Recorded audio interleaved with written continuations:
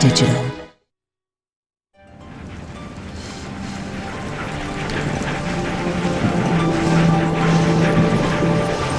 The Alaskan wilderness. Every year, it lures a special breed of men and women and a special breed of dogs on an epic journey called the Iditarod.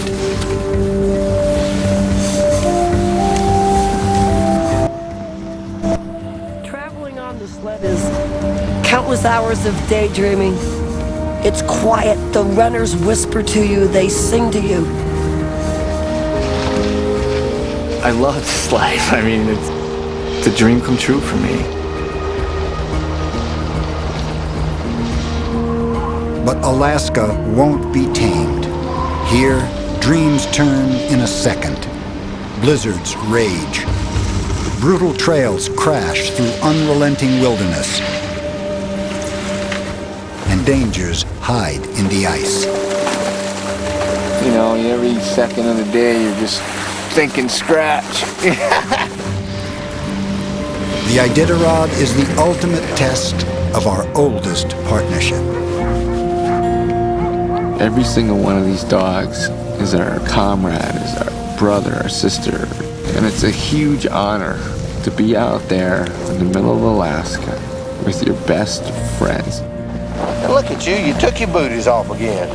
I'm gonna put them back on. You could never do this without the race. It's too many miles too far between to experience. The race is the opportunity to get into the wilderness and experience Alaska.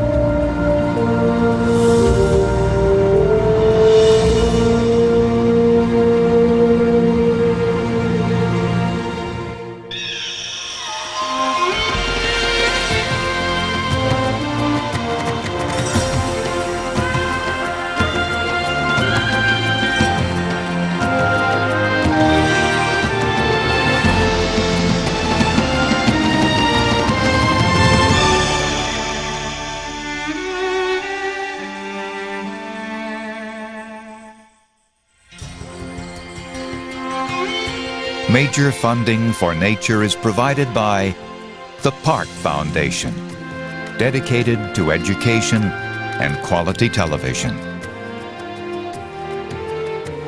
Major corporate support is made possible by Canon in our dedication to the preservation of nature and its never-ending beauty.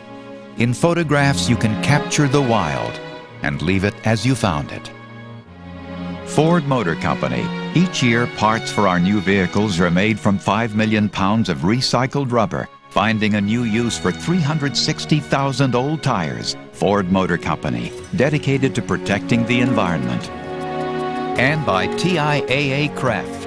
For 80 years, the thoughtful choice in financial services for people in education and research. TIAA Craft, ensuring the future for those who shape it. This program was made possible by contributions to your PBS station from viewers like you. Thank you. It's early March in Anchorage. Thousands gather for an Alaskan tradition, the ceremonial start of the Iditarod sled dog race. 56 mushers from all over the world and their teams of Alaskan Huskies will run this year. For each one, this journey is personal. Hey, Panda. Come on, sweetie pie. This is your big day. Come on, that girl. Good dog. About 10 teams have a strong chance of winning. The rest seek something else. An experience so profound that it draws them back year after year. How you doing, buds? How you doing, man? Good boy. You ready to go hiking today? Let's get Grizzly out. Something out there drives these people to give up almost everything. To train for years. Just to spend weeks alone in the Alaskan wilderness. Every 2 minutes, a team will take off from the official start line. Finally, the months of preparation are over. 5, 4, 3, 2, 1, go!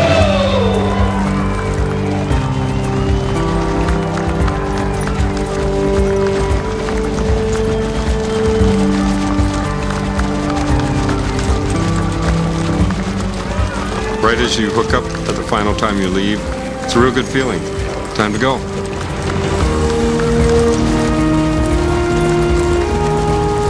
Now it's just 16 sled dogs and their musher against Alaska.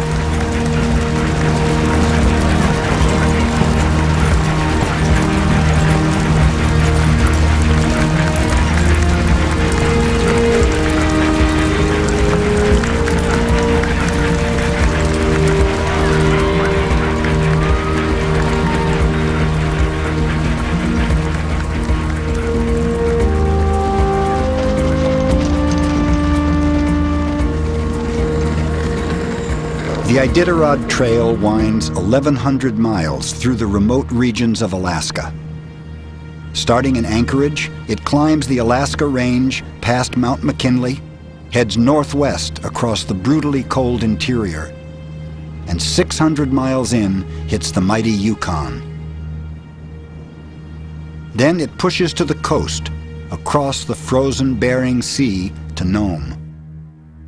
But this race is more than a test of will and endurance. It's a celebration of an event that marked forever the sled dog's place in American history. February 1925. The frontier town of Nome was being ravaged by an outbreak of diphtheria. Dog teams covered almost 700 miles in a raging blizzard to deliver serum that would save thousands.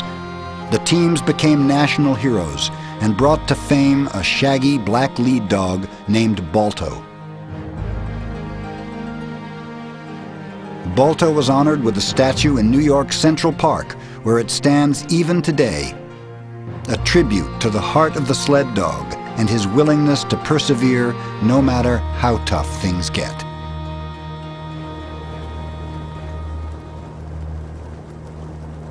This spirit remains undiminished by time, driving the teams of the Iditarod today.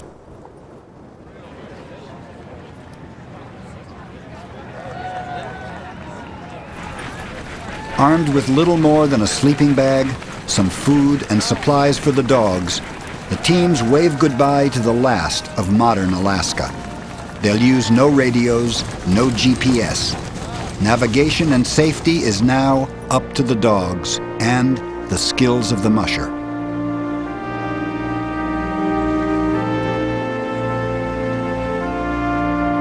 Even in this age of technological marvels, there are still things only dogs can do out here.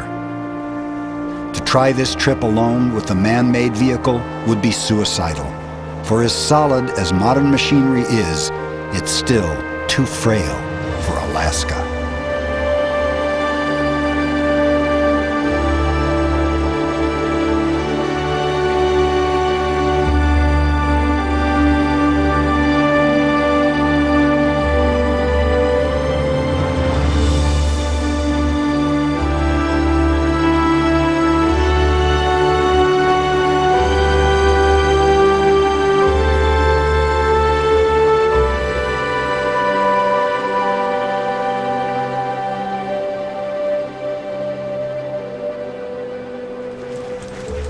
This is the sled dog's world, where frozen rivers and tundra are unexplored new territory.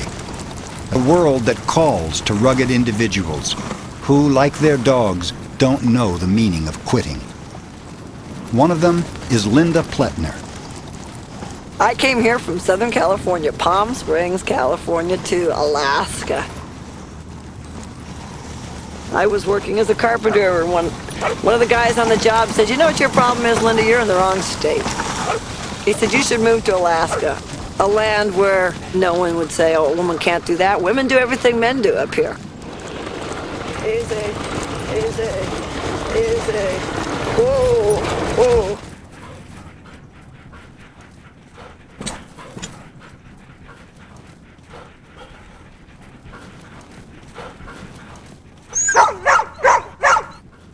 Out here, no one survives alone. A team and musher work almost as a pack. Their roles may change, but everyone is vital. Inevitably, though, there's one standout member on every team. Linda calls this dog her mentor, not to mention the grandfather and teacher of many in her team. My favorite lead dog of all time's Argy. His name is Argentrum. We call him Argy for short. His personality falls into a category of soft-natured, sweet, non-aggressive, casual behavior, which makes him less stressed and a higher level of performer. He'll pull me out of every single thing that goes wrong. This dog will take me through open water, overflow, cross streams, in horrible windy conditions where you can't see even the lead dog, and he'll be finding the trail and staying on it. He is just incredible. Of course, I'll try the younger dogs first because I want them to learn. He'll run in the team, and then I'll move him to the lead when the pressure is too much for the young dogs, and he'll show them how easy it really can be. Therefore, they'll all learn and become superstars like Grams. Like the pioneers that thrived in Alaska over 100 years ago, some people are just born for this life. Sonny Lindner has run the Iditarod 8 times. For him, it's no longer a race. This is where he feels at home. This year, he's using the trail to train a group of yearling pups, and like kids at their coach's feet, they'll watch his every move. All right. The way we turn the team is we use voice commands. And the voice command, for example, if we want to turn to the right, we use G. And if we want to turn to the left, we use HA. G! G! Now we're turning to the right, and G. Ha! Ha! And we're heading back to the left. G! This will be their first race, so it'll be kind of like taking a bunch of kids on the bus, I guess, and see what happens.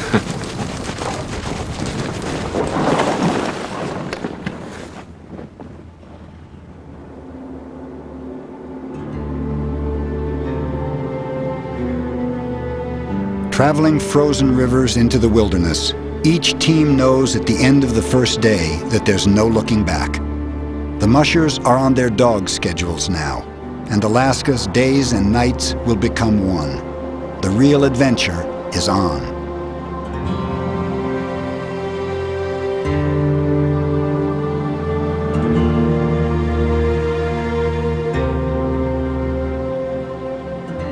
"115 miles into the race, they'll stop at Yentna, one of the 27 official checkpoints along the trail.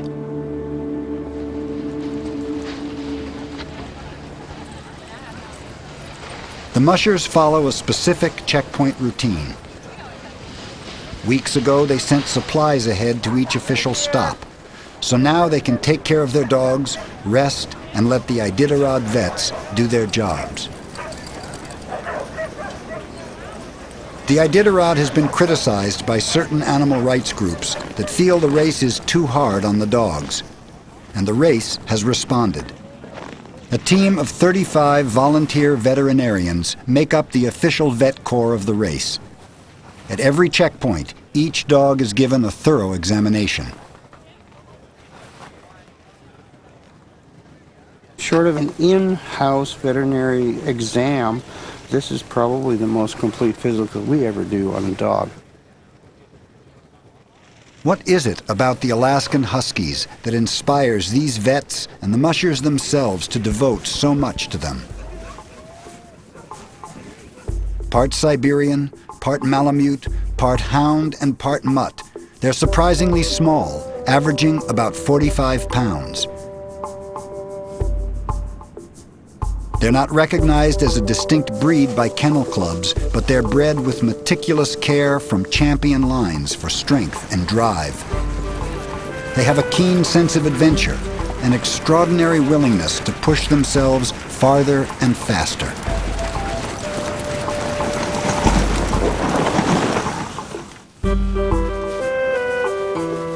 They come in every shape, size, and color.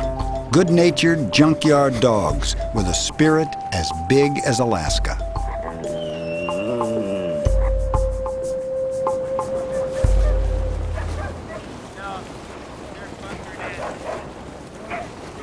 few teams might stay longer here in Yentna, but most choose to travel in the night. Huskies run best when the temperature is just below zero. Knowing when to run and when to rest is the key to dog mushing.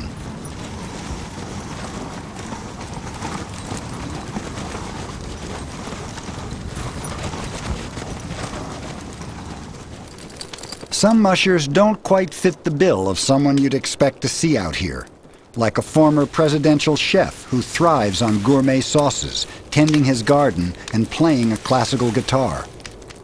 But Jerome Longo would give up anything for his sled dogs. Follow. Come here then. These guys, they love me and I love them, so we know when we were heading out on the Iditarod, it's an adventure that we're both sharing. It's an equal partnership. It's a well-rounded animal, not just a working animal. It's a pet. It's a companion. It's a protector. It's my ears and my eyes around my home. It's everything that you would, a slipper fetcher, a newspaper fetcher. That's the dog that I have. That's the dog that I run in my teams. It's the dogs I breed. That's the dogs I train. And I don't know if they'll ever win the Iditarod, but we have a fun time getting to know them most of the time.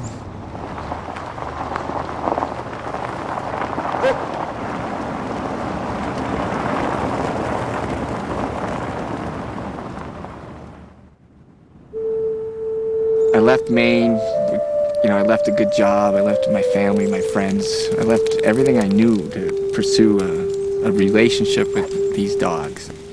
The best place I found that I could do that was here in Alaska. This is where I want to be. This is where I think the dogs should be. This is where their spirit is. This is where their heritage is. This is where they come from. It's deep inside me. It's deep inside the dogs. And together, we run out there.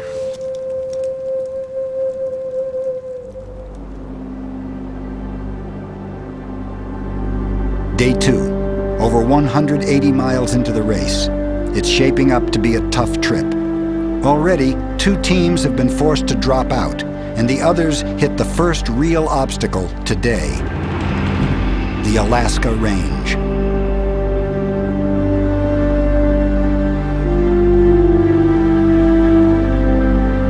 The trail through these mountains is a notorious mind game.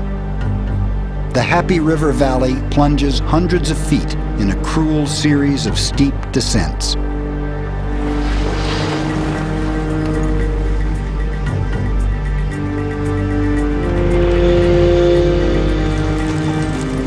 Here, it's impossible to control a sled that can weigh up to 200 pounds. A musher will fight just to keep it upright and from running over the dogs. Last year, nearly a quarter of the teams crashed in this stretch alone. Lose your team out here, and you're stranded with nothing. The cardinal rule of dog mushing is never, ever let go.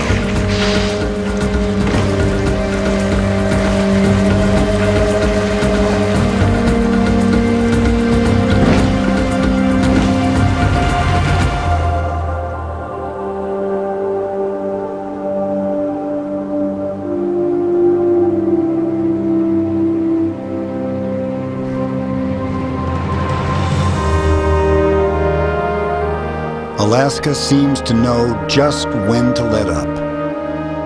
For every test, there's a reward.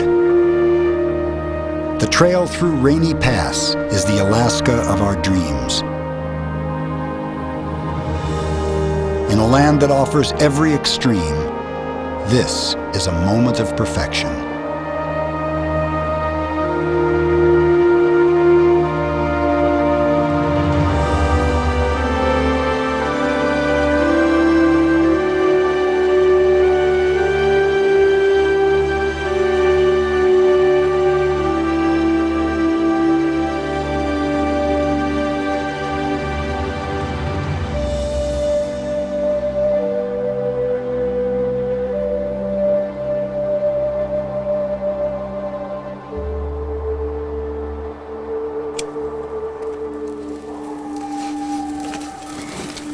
With a glorious run through the mountains behind them, Linda Pletner and RG can rest. But the magic of a perfect day still lingers in the cold night air. Tonight, the Alaskan sky bestows something special on all who travel the trail: the shimmering splendor of the northern lights.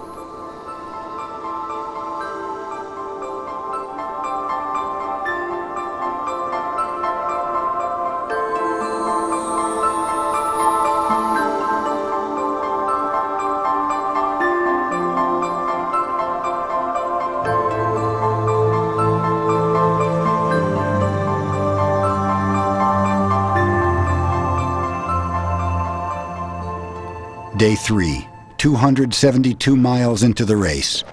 Talk in Roan checkpoint is that it dipped to 45 below last night. This will prove to be one of the coldest Iditarods on record. But the normal checkpoint routine continues.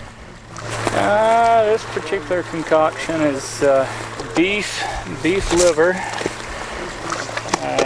chicken skins, corn oil. I want to get a substantial meal into them here because when I came in, I think it was 38 below without the wind chill. The vets know the cruel side of cold. So did you have a good run over? Yeah, it was great. Good. The dogs are looking great. Yeah, they're looking pretty good. I don't really see anything wrong with anybody. Good. They're eating like little horses. Yeah, they've got good weight. Well hydrated. Yeah, they ate 5 snacks on the way across. No problems with frostbite? No frostbite. Good. I actually didn't know it was 30 below till I got here. Yeah, 35 below. Well, I know it was cold. And cold has an insidious way of creeping in and taking over. Gee, good dog. Making their way through the Alaskan interior, the teams run the trails of the native people. And as if they sense their own heritage out here, the dogs push hard to see what's around each bend. When the trail gets rough, lead dogs shine. They possess the uncanny ability to know what the musher and team need. And for Linda, RG steps up. He accepts a tremendous amount of responsibility, and that's really what a leader is, a dog that accepts responsibility.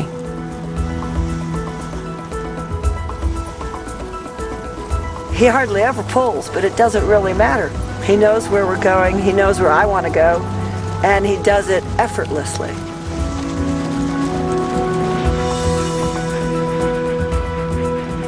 A lead dog like RG has qualities that can't be taught. They're just in him. And to a musher, he's a gift. They're far and few between, these particular dogs. I've only had 2 in my life. They're just really special.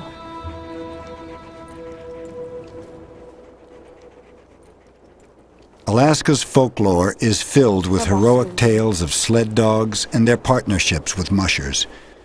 But there aren't many that can touch the modern-day story of 11-year-old Ben Dolan. Okay, you ready, buddy boy? Yeah. Hop on. Blind since birth, Ben finds freedom with the help of his father and their team of Alaskan Huskies. Okay, ready? Hike! We'd practice every night so they'd know the trail, and I wouldn't have to tell them to turn because I wouldn't know when to tell them to turn because I couldn't see. So we'd go over the trail so they'd know the trail. There are some who say that the sled dog not only knows, he understands. These lead dogs are pretty amazing. It's almost like they have a sense that they're taking care of the driver. He can go with some confidence that those dogs are going to take him to places where he won't get hurt.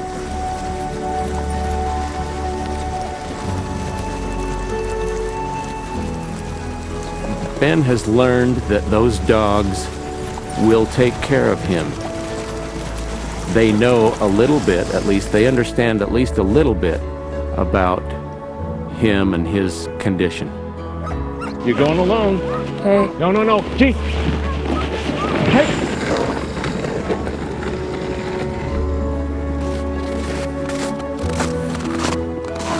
Pretty proud of him. I don't think I could do it with my eyes closed.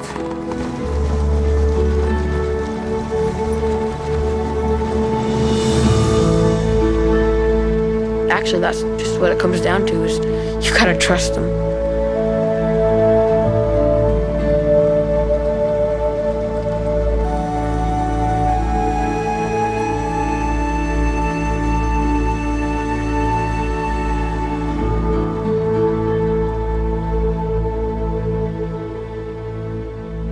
The teams travel ever deeper into the interior.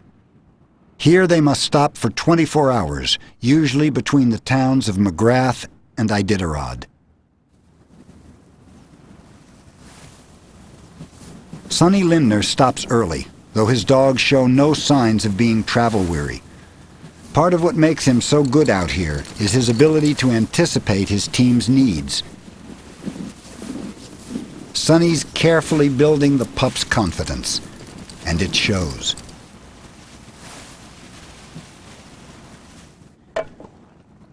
As the mushers go through their usual routines of feeding and caring for the dogs, the vets take their time examining each one.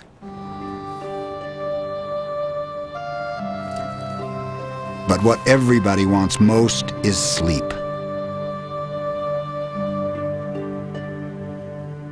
Hours of standing, pushing the sled up every hill, and working through every rest stop has caught up with the mushers at last.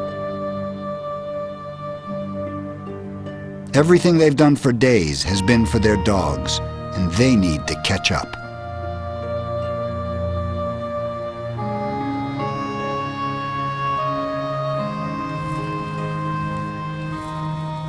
Linda knows that she and the team have been leaning on Archie. Now it's her turn to support him. Yeah, it's a very nice, huh? You liking this? Yes, you're liking this. This is your favorite part, all the pets. Very good boy today, Archie. You're doing a really good job, because you're a good boy. Yes, you are. He's a very good boy. That's what they like. They like a little squeaky voice. People I train, they have to learn to say, what a good dog. What a good dog. Because they like that sound. Yes, what a good dog. I see you. You're a very good boy. Yes, you are.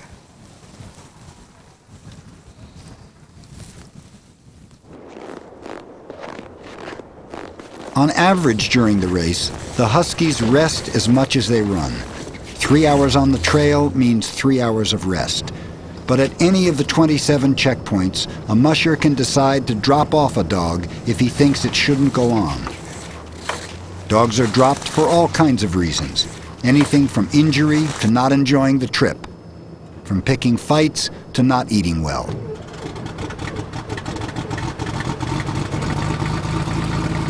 Although the mushers receive no outside support during the race, there's always support for the dogs. Drop dogs stay with the vets until they're flown to Anchorage by the Iditarod's volunteer pilots. At this point, Linda has dropped 1 dog, Sonny 2. 6 teams have scratched and flown home.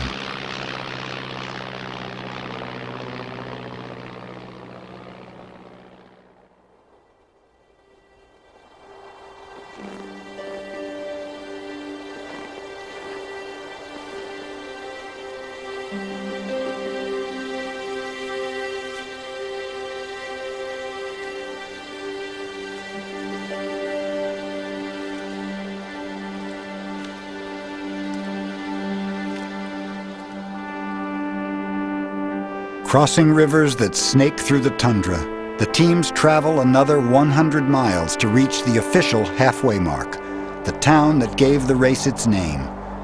But no crowds greet them in the empty streets of Iditarod, only ghostly echoes of Alaska's past. Born of the gold rush, Iditarod was once a bustling town of 10,000. Bankers, carpenters, fancy ladies, and dance hall girls. Ordinary people with extraordinary dreams could make a fortune with one lucky strike. Dreams of gold burned bright. But the gold, as it always does, ran out. The fortune hunters abandoned Iditarod, leaving Alaska to take back what was hers all along.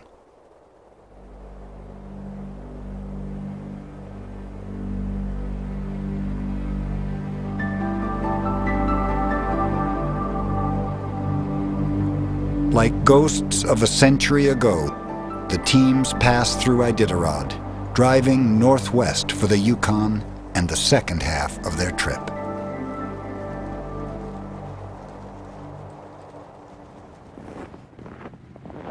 "70 miles up the trail, Linda Pletner's in trouble. The puppies are losing weight. That bothers me, you know. Last year I did this with a young team and they stayed fat the whole way, but this group, I think maybe they got a little too fast of a start in the race altogether, and then a couple of cold nights. I ran them at night and it was cold. That zapped some of their reserves, and now I'm fighting desperately to get some weight back on them, otherwise I'm going to take them home. There's more going on than just a little loss of weight, you know. They have an attitude problem. They're eating, but they're not wagging their tails, and they're not playing with me, and they're not playing with each other, and they just look a little down in the dumps. You know, I'd go home from here if there was an airport.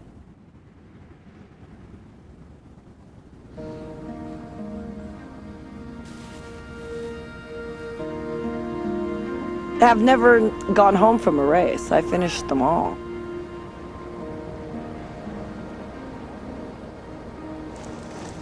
Other teams will push on. Y'all get bored. And the conditions that can break a team down aren't affecting everyone. Veterinarian Sonny King and his team still have the energy to argue over little things. You know by the... Look at you, you took your booties off again. I'm gonna put them back on. You can't run barefooted. For 600 miles, there's been the same discussion at every single stop. I'm gonna put them back on, you know that. You hate them. Just like an old country boy that doesn't want to have his shoes on. Just doesn't want to have them on. Hey, give me that foot. Give me that foot. Look at him pouting. Just gonna pout. Come on, guys. Next stop, Anvik.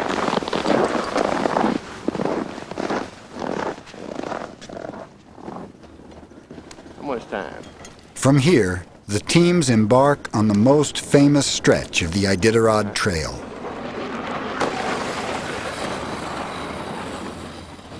The cornerstone of many of Jack London's tales of the Alaskan bush is known as the River of Gold, the Yukon.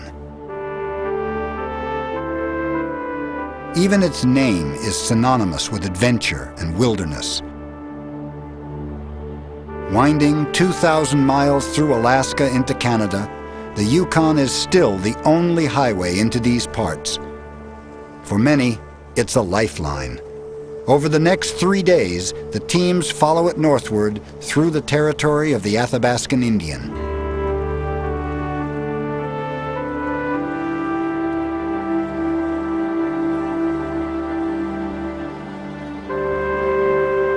It's a still very wild area to me. It's the things you've read about since you were a little kid. You know, you read about the Yukon, you read about the Alaskan, far distant north, and all of a sudden you get to be part of it. You're out there with a dog team, you know, y'all, all your best buddies, and you know, it's just you and your dog team, and you're going across Alaska, and you're going up the mighty Yukon. You know, things you've always heard about. And there you are, you know, with just a dream.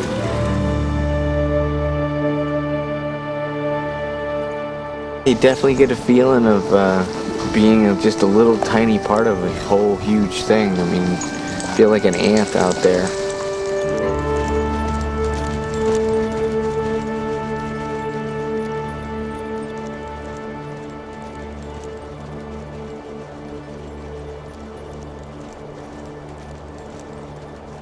Coming off the Yukon, the teams run headlong into high winds and every musher's nightmare. Overflow. It happens when a river expands over its cover of ice and then refreezes. The new ice looks solid, but in an instant, teams can fall inches, even feet deep into icy water. Going in means a musher must dry off immediately or freeze to death in minutes.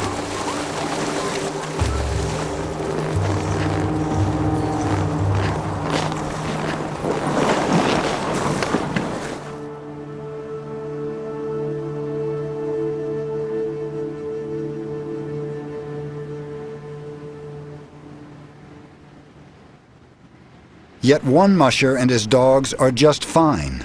Somehow, even in the dark of night, they've managed to avoid the overflow. Others on the trail admire the uncanny ease with which he moves through the wilderness. But Sonny Linder's sole focus remains his team of puppies. Well, we just made the run up the Yukon for 140, 150 miles, and had a headwind and a few snowstorms go downriver during that time. Slowed us way down, so you're giving the dogs a lot of commands, looking for the trail, and running right into that wind, and it really takes a toll on them. Even some of the experienced dogs have been having a lot of trouble there, teams that have done it many times, and these young ones, boy, I'm not sure that's a lesson I'm out here trying to teach them. I want them to kind of have fun. Throughout the day, Sonny has helped others struggling on the trail. There were a lot of teams lost out there for quite a while. That's probably not the thing you think about when you want to do this, that you're going to be lost in a storm. You're thinking more like the times, like the other night when the northern lights were out real bright. It was pretty cold, but it was a real nice sky. And we were cruising along in some open country where you could look up, and those are the times I think you want to focus on.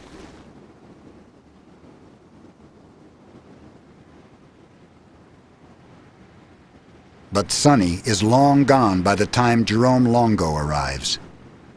You know, every second of the day you're just thinking scratch. You know, bed, home, you know, music, food, the whole works. But then again, there's a lot of people who, you know, in one hand want to see you scratch. Scratch, and I've never ever not finished a race. So I don't want to scratch. The dogs would like to scratch, I think. They've all done it before. That's the whole deal. We've all gone through hell before together. I mean, obviously I'm going through just as much as they are.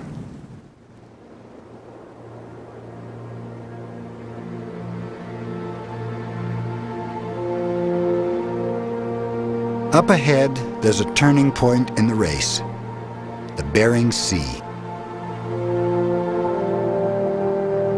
The first town on the coast is Unalakleet, a fishing village perched on a narrow spit of land jutting into the sea. This is the time of year the town looks forward to. The long nights of the cold Alaskan winter are turning to longer, brighter days. Soon spring will bring back open water and green tundra, and the Iditarod is a welcome part of the changing season. For the mushers, Unalakleet is a milestone. 890 miles in, they've made it out of the interior. 700 people call this their home. Many of them are Inupiat Eskimo. The people here know what the teams have endured, and their support lends the mushers strength.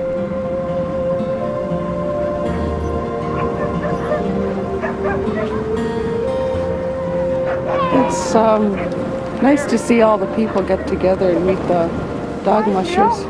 See all kinds of faces that hardly comes out. The dogs they're in great shape, you know, see what kind of condition they're in. And it shows that too, that what our elders had to do too, some of the teams that had, you know, dog teams, and how they got about traveling. I still love dogs. I still have dog at home. His name is Honey. I don't call my husband Honey, but my dog name is Honey.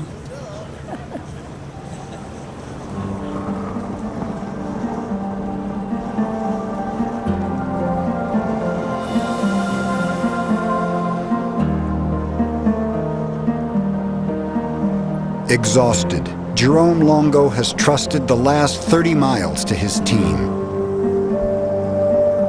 Some of his dogs have been here before. Their extraordinary memories have brought them to the checkpoint they've known from years past. All have pushed hard, seeming to know the nearby town means warmth and a long rest.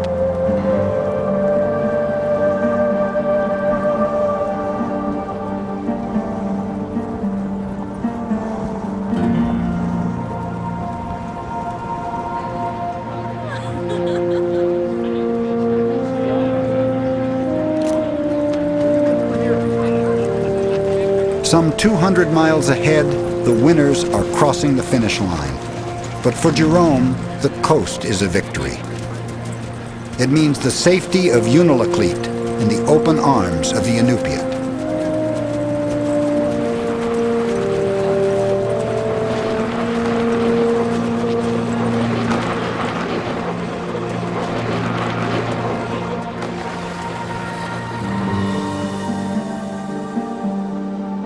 More mushers will find their way to the coast in the darkness, knowing that if they have made it this far, they can make it to Nome. Tonight, as the villagers celebrate each musher's arrival, Unalakleet belongs to the Iditarod.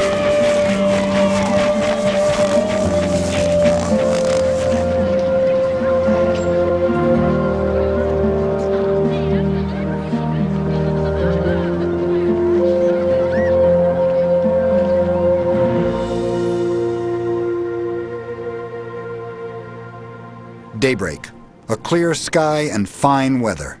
Something in Unalakleet just feels different. Oh yeah, I'm rejuvenated. I've been sleeping, eating, sleeping, eating, sleeping, eating. That'll do it.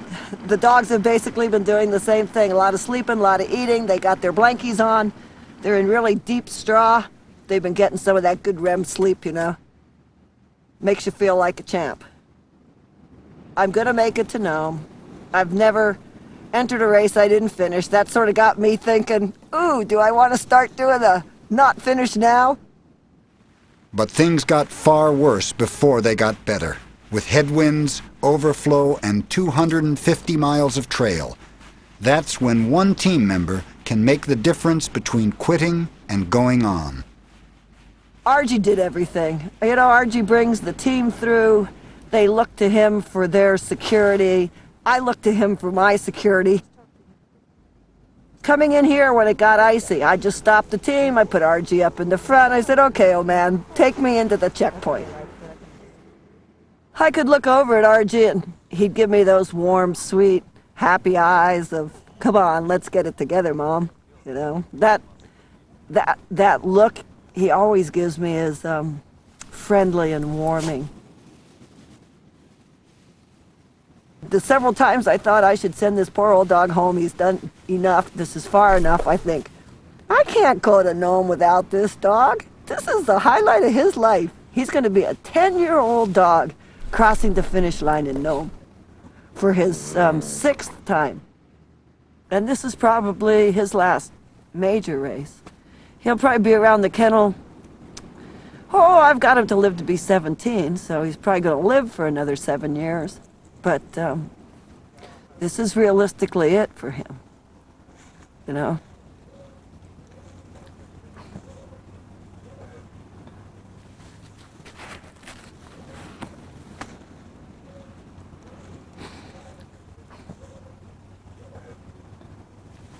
I can't believe I'm so emotional about this dog.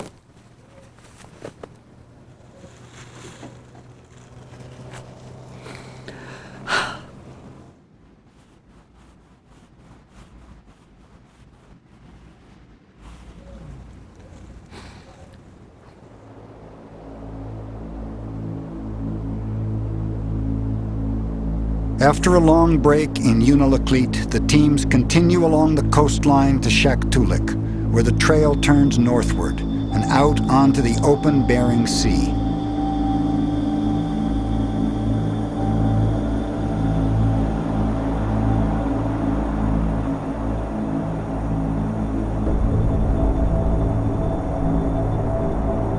Away from the protection of the cliffs, the teams enter a no man's land, where the horizon disappears into 58 miles of open sea ice.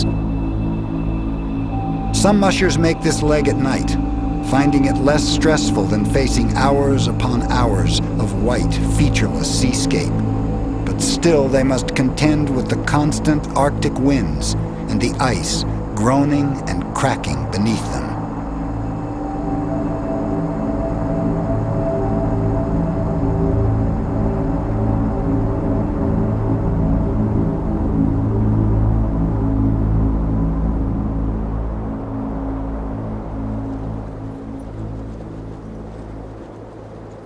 This leg isn't so dangerous as it is mentally exhausting. But one musher knows all too well how quickly things can turn out here. Several days ago, Jeremy Gebauer lost a dog. In a freak accident, his dog inhaled and choked on a small piece of food. This was something Jeremy could neither predict nor prevent. But there's no consolation in that. It's been the worst thing that's ever happened to me. You know, it's pretty tough to take and keep going miles and miles and miles behind these dogs, and it's the only thing you can think of. The hard truth of working with any living thing is that it can die. And through the years, dogs have been lost in this race. Any experience in the wilderness can exact this terrible price. But here in Alaska, dogs and people count on each other for survival. Survival is always at stake out here. Jeremy is seriously shaken. He'll get to Nome, but in last place. The only thing he wants is to bring his dogs in, safe and sound.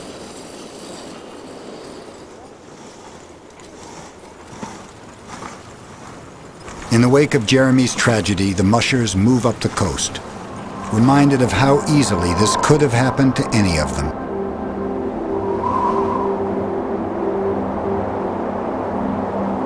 There's more news from up the trail. With only 65 miles to Nome, the teams face a final unpredictable obstacle, a raging ground blizzard. Winds gusting up to 70 miles per hour will swirl loose snow into a blinding whiteout. Now the dogs take over. For what sled dogs do is well beyond any human's ability. Instinct, strength, endurance, and unwavering courage drive the dogs on.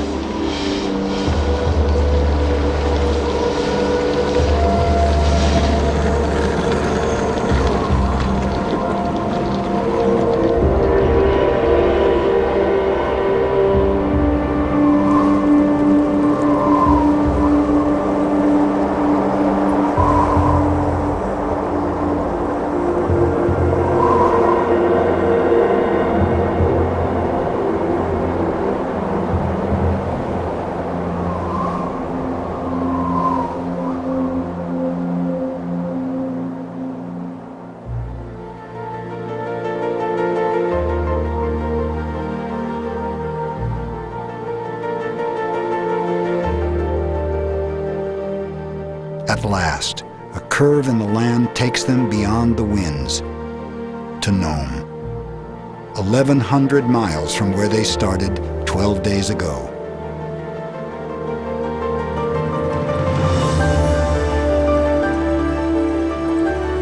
As strong and steady as ever, Sonny Linder's team comes off the sea ice to Front Street for the very last mile. Having faced the best and worst of Alaska, his pups arrive, more focused and confident than ever in their lives.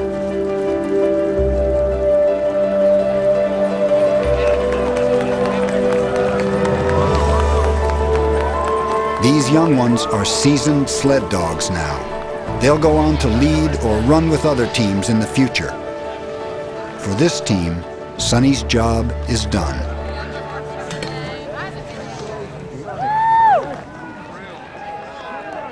One by one, as the teams cross the finish line, it's a celebration of the wilderness and a celebration of coming home.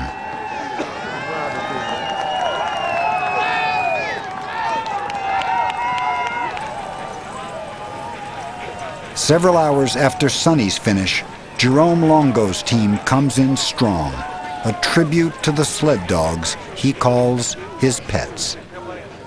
Going down Front Street is the most exhilarating accomplishment of any personal achievement that I'll ever have in my life.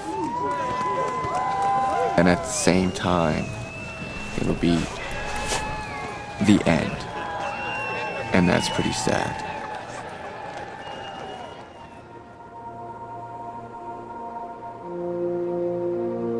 For the next few days, the rest of the mushers will make their way into Nome. But for many, the finish is bittersweet. They must leave behind an Alaska few will ever know, an experience achieved by courage and trust in a place only sled dogs can take them. There's nothing you can put up in front of them that will discourage them from going on. You know, you're their pack leader, you're their best friend. They pull you through, you pull them through.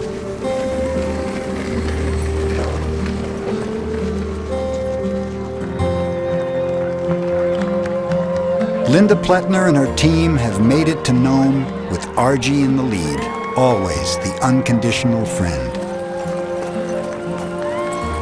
In Argy courses the spirit of sled dogs over the centuries. For this was never a race for him. It was a trip through Alaska's wilds, with his team and the person he cares for most in the world. For this, he gives his all. And Archie, you were so good.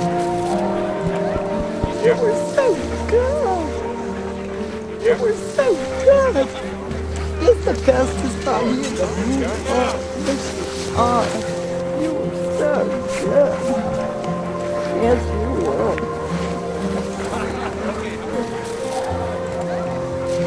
He was awesome. He did everything. He ran in the worstest storms. He was just too cool.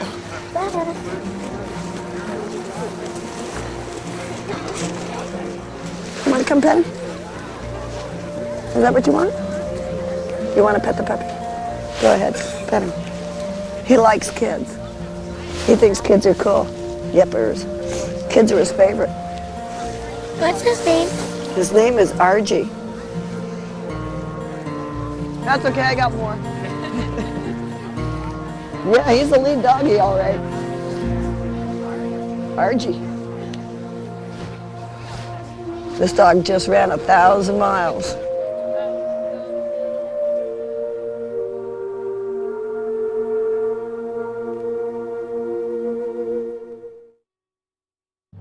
To learn more about what you've seen on this nature program, visit PBS online at pbs.org. Next time on Nature, enter a grizzly's paradise. In this remote part of Russia, our filmmakers move in with a family of bears and get up close to the grizzlies of Kamchatka. This nature program is available on home video cassette for $19.95 plus $4.95 shipping. To order, call 1-800-336-1917 or write to the address on your screen.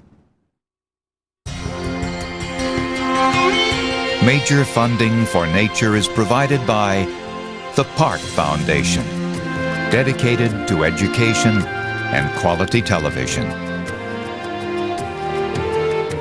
Major corporate support is made possible by Canon in our dedication to the preservation of nature and its never-ending beauty. In photographs, you can capture the wild and leave it as you found it. Ford Motor Company. Over the past 5 decades, we've crashed more than 10,000 cars and trucks to help our engineers design safer vehicles for you and your family. Ford Motor Company. Better ideas. and by TIAA Craft. For 80 years, the thoughtful choice in financial services for people in education and research. TIAA Craft, ensuring the future for those who shape it. This program was made possible by contributions to your PBS station from viewers like you. Thank you.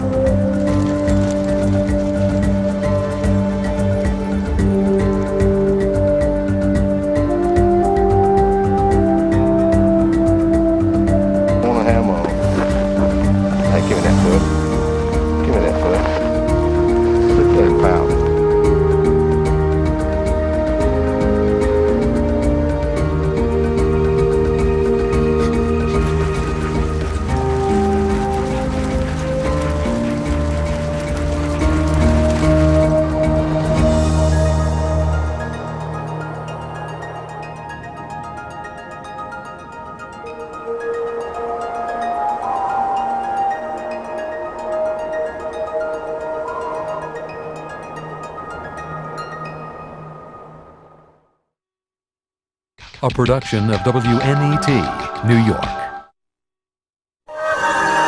This is PBS.